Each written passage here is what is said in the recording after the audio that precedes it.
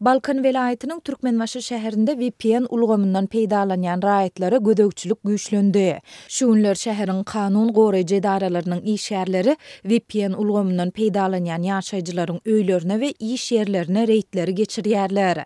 Munyň bilen bir wagtda büdjet işgärleri VPN ulgamyndan peýdalanmajakdyklary barada dilhaty ýazmaga mejbur edilýärler. Milli Howpsuzlyk Ministrliginiň we polisiýanyň jinayet agtaryş bölüminiň işgärleri her gün 3 gigabaytdan köp internet ulanan raýatlaryň öýlerine ýa iş ýerlerine aýlanýarlar. Olar bu raýatlaryň mobil telefonlaryny we planşetlerini barlaýarlar.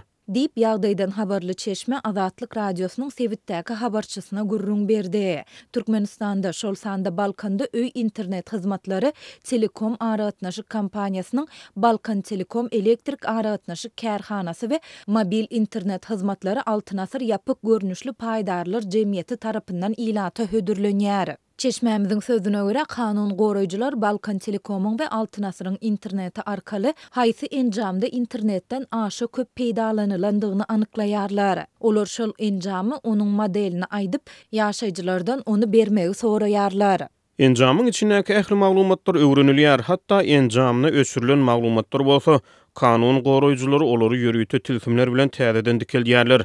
Eger maglumatlar türkmen siýasatyna gabat gelmeýän bolsa, onu olar raýaty toslama günä ýönkäp onuň türme tutulgyny höküm ediljekdigi barada haýbat atýarlar. Bu ýagdaýda aman galmak üçin ýa para bermeli ýa-da ýokurda tanyş tapmaly. Diýip Çeşmämiz belledi. Onuň aýtmagyna görä tölegli VPN ulgamyndan peýdalanan ýaşaýjylardan onu kimden satyn alandygy soralýar.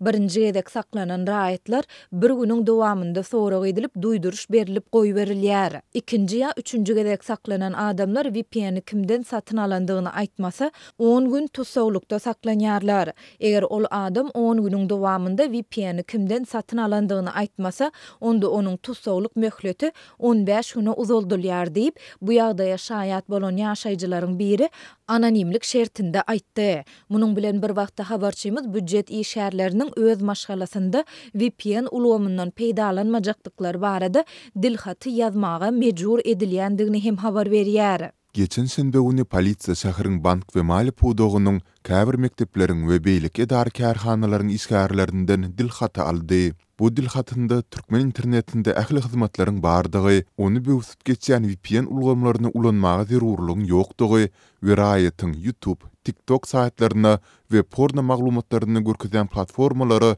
girmejektigi aýdylýar. Diýip dilhaty bilen tanyş bolan büdjet işgäri aýtdy.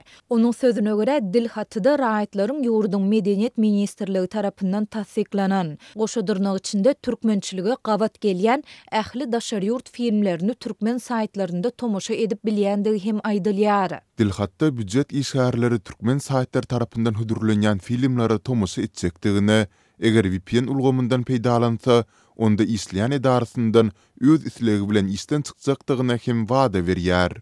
Diýip büdjet işgäri sözüne goşdy.